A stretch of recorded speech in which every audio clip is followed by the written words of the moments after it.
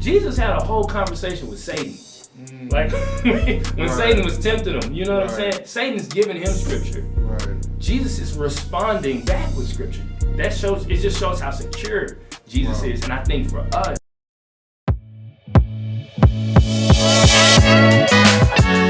Gen Z in the church. Gen Z in the church. Let's talk about it. So I have a lot of feelings. Okay. And none of it is because of Gen Z. Oh, that's the direction we're going. Yes, none of it is because of Gen Z. There are a lot of things I think has trickled down with the church. Some of it's cultural. Yeah. Some of it is universal. Yeah.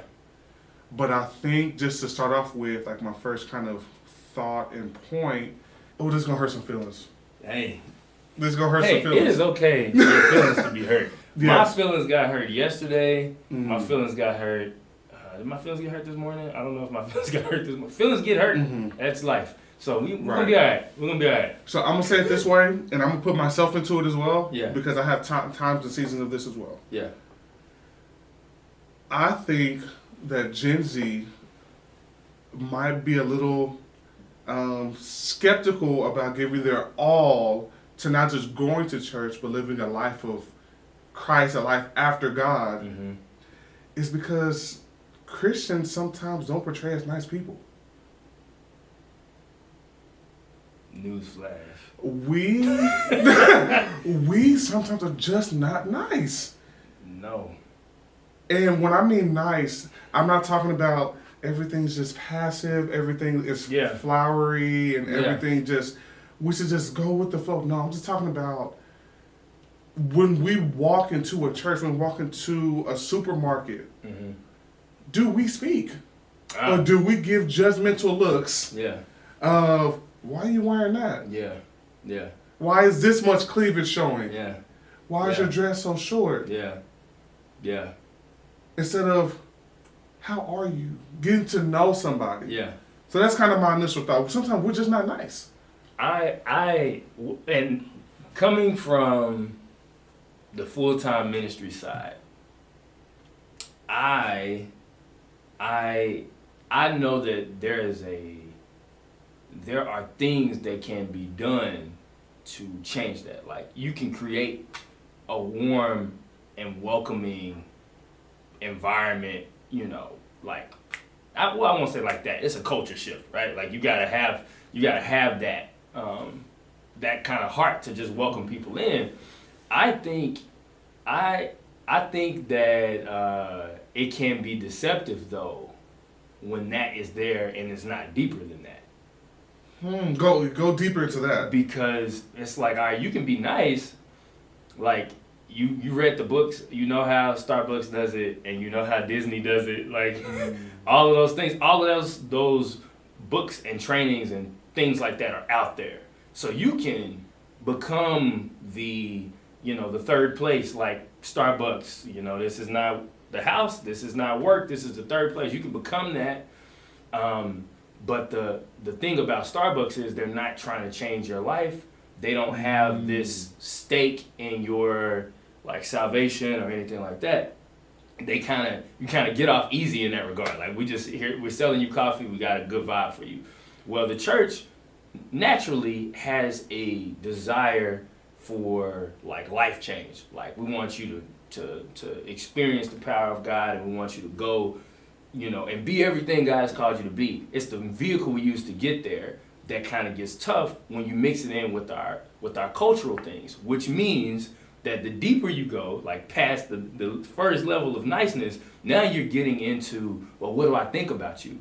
What do I think about how you're wearing your dress? What do I think about how you got your hat on? Or, what do I think about your youth in and of itself, your ignorance, your it's like there's a lot that we don't give a lot of grace for, especially for Gen Z, but not just for Gen Z. It happens to millennials. Millennials do it too, but it happens to us, as well. And a lot of times from the older generation, and I don't want to say it as if I don't understand. I know that some things come off, and they catch us off guard. I think we could agree that even some of the music today, we'd be like, dang, like, what are y'all talking about? You know, right. Not to say that all of our forefathers of music are solid, but we can kind of be judgmental like that too. I just think in a church, it goes deeper because it starts to deal with like identity and who you are, and you know, if you don't change this, you're going to hell type stuff. Yes.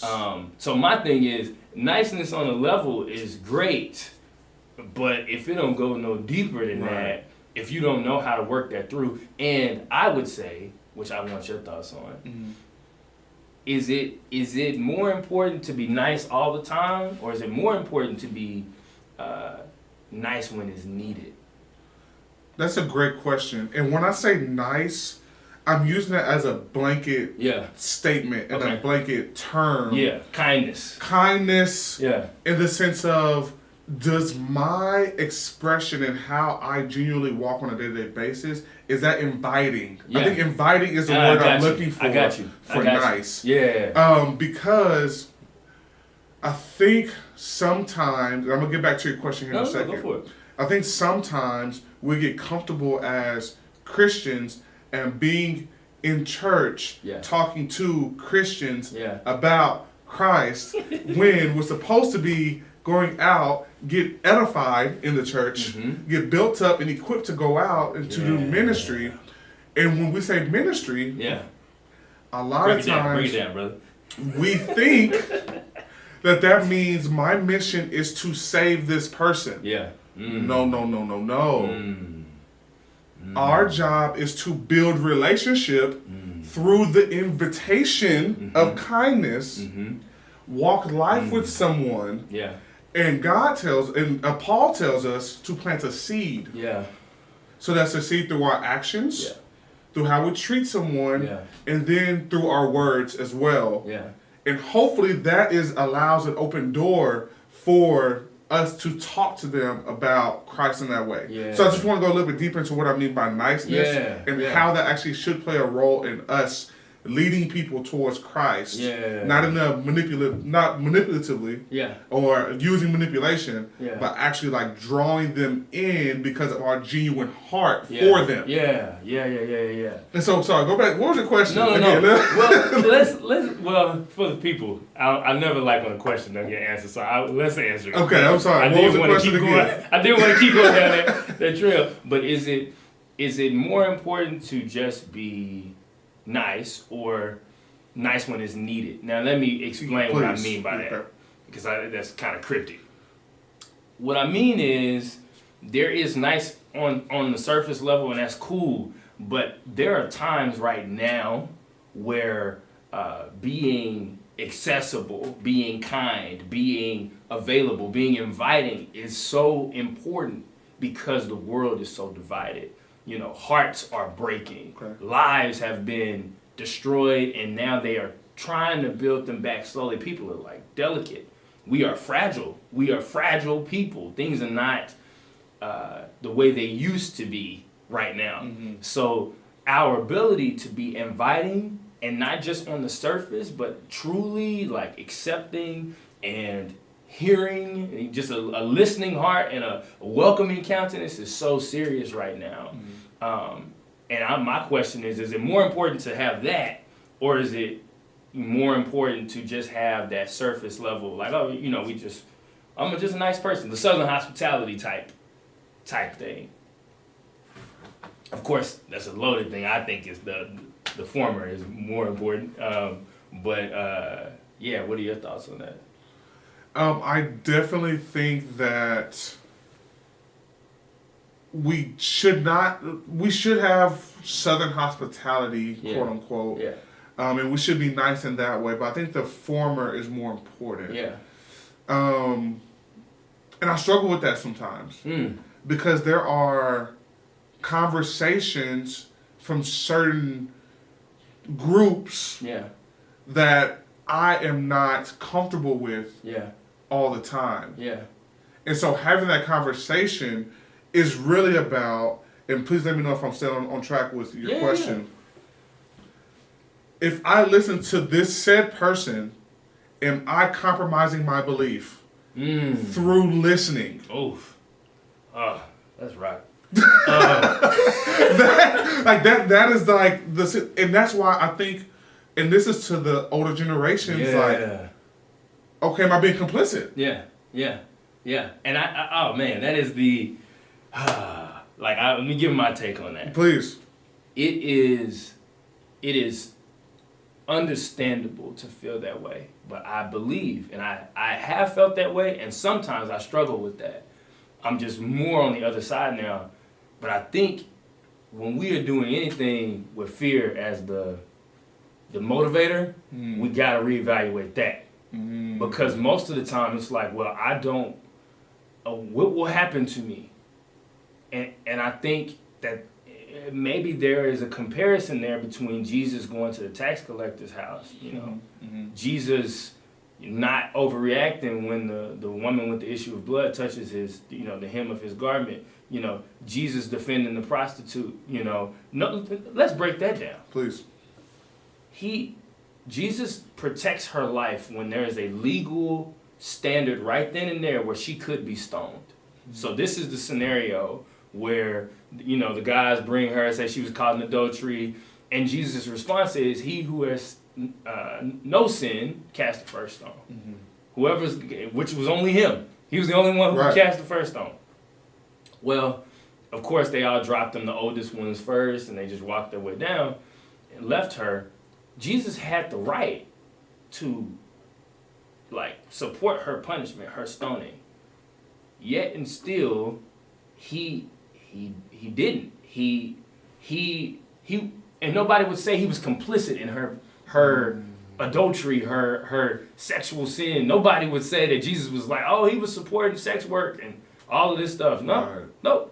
And granted, I don't know if it was sex work. I don't know if it was just that they were together or she got paid for it. I don't know her situation. Either way, Jesus did not go off the rails and then just, go after her. He was so secure.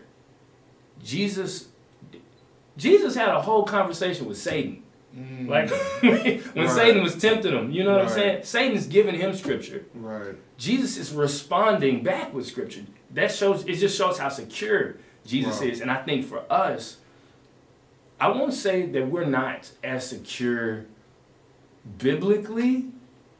I think we're not secure culturally, and we're not secure in our, we're not secure doctrinally. We're not taught to be secure. That's good. Keep going. We're not taught to be able to have those conversations. Now, I want to be clear. We're talking about the American church.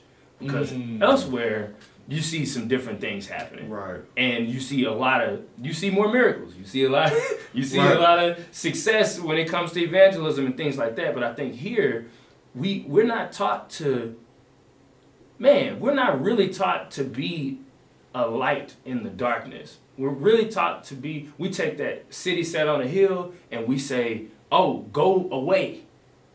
Get out from among them and be separate. But you don't see that with Jesus. You don't see Jesus. You see Jesus separating to be with the Father. But you see Jesus with his people, amongst the people. Right. And that is and people who are fallen. People who have made mistakes. So much so that the Pharisees had a problem with him going to the tax collector's house. And he said, I didn't come here for the righteous. Right. He said, you go to the hospital if you're sick, right? We looking for the sick people. Right. He did that and he didn't repel. And that should tell us something. He didn't repel. We're not taught to be the person who is not repelled. We're taught you should be repelled. And people shouldn't like you. They should hate you. Well, you look at Jesus' life. Right. The world supported, like when Jesus was on the scene with them, they were, oh man, this is Jesus. Like, this is crazy. He's changing my life. What's going on? It was the religious people who killed Jesus, which is enough to say. Yes. But it was the world who embraced him. It was the fallen people who embraced him. We should take note. Goes back to what we talked about with the niceness and the invitation. Yes. That literally brings this whole thing. If you're the inviting, religious people were not. The world was. And so, are we being invited to this new generation of people that we have? Mm-hmm. No. Paul, no, yes, that's. I just saw Key and Peele's, not Key and Peele, but Jordan Key's note yesterday. So that's what you said that. But Paul talks about it. Yeah. I become all things to all people, so by some means some might be saved. Oh, the balance, and we know Paul was like, yeah. Oh, he was rigid. And Paul said that. Yes. Yeah, so that is what we're talking about here with the invitation on the depth. You answered your own question. Yeah. About which depthness of like nice should we be portraying in that. Yeah. I think that's a very key thing, but I want to make a quick small pivot. Yeah, come on. You talked about how